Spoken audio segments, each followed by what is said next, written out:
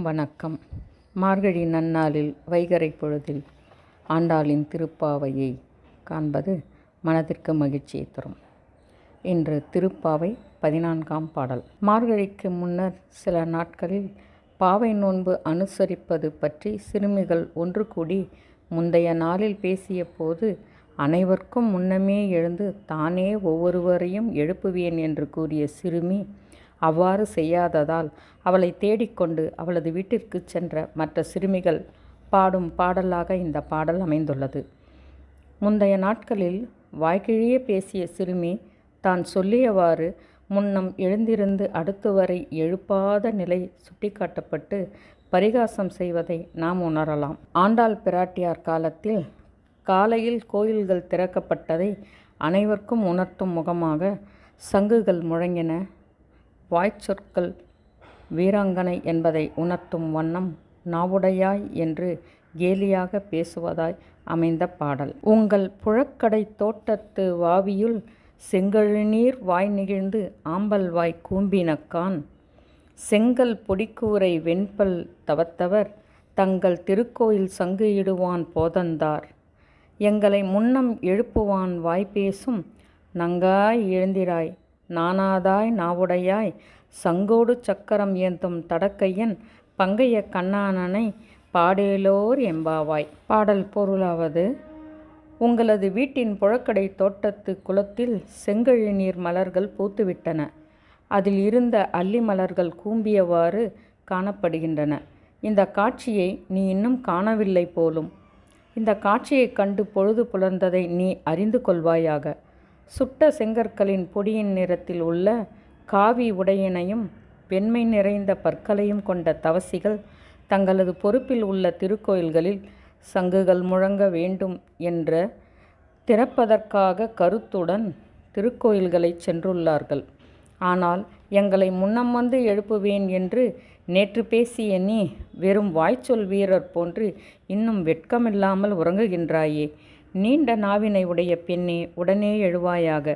எங்களுடன் சேர்ந்து சங்கினையும் சக்கரத்தினையும் ஏந்தும் நீண்ட கைகளை உடையவனும் தாமரை மலர்கள் போன்ற கண்களை உடையனும் ஆகிய கண்ணனை பாடுவாயாக என்று சிறுமியர் எழுப்புகின்றனர். உன்னை பழமைக்கும் பழமையாய் பின்னை புதுமைக்கும் புதுமையாய் வாழும் என் தமிழே, என் தமிழ் உதித்த திருவெம்பாவையே. இதில் மாணிக்க வாசகரின் சொற்கோவையை காணவாரீர். சிவபெருமானின் பெருமைகள், அவரின் திருவடிகளை அடியும் நோக்கத்தையும் பக்தியையும் பக்தியின் நோக்கம் என்ன என்பதையும் தன்னுடைய திருவெம்பாவை பாடல்களில் மிக அழகாகவும் எளிமையாகவும் எடுத்துக்காட்டியுள்ளார் மாணிக்கவாசகர். பக்தி என்பது இறைவனின் திருவடி நிழலை அடுத்து மறுபிறவி இல்லாத நிலையை அடைவதற்காகத்தான், வேறு எதையும் வேண்டி பெறுவதற்கானது அல்ல என்பதையும் மாணிக்கவாசகர் திருவெம்பாவை பாடல்களில் தெளிவாக விளக்கியுள்ளார். திருவெம்பாவை பாடல்களின் தொடக்கத்தில் சிவனின் பெருமைகளையும் சிவச்சின்னங்களின் பெருமைகளையும் கூறிய மாணிக்கவாசகர் தங்களை ஆட்கொள்ள வேண்டும் என இறைவனிடம் விண்ணப்பம் செய்கிறார். பாடல் திருவெம்பாவை 14. காதார் குழையாட பைம்பொன் கலனாட கோதை குழலாட வண்ணின் குழாம் ஆட சிதப்புணலாடி சிற்றம்பலம் பாடி வேத பொருள் பாடி அப்பொருளா மாபாடி சோதி திறம்பாடி சூழ்கொன்றை தார்பாடி ஆதி திறம்பாடி அந்தமா மாபாடி பேதித்து நம்மை வளர்த்தெடுத்த பெய்வளைத்தன் பாத திறம்பாடி ஆடேலோர் எம்பாவாய்.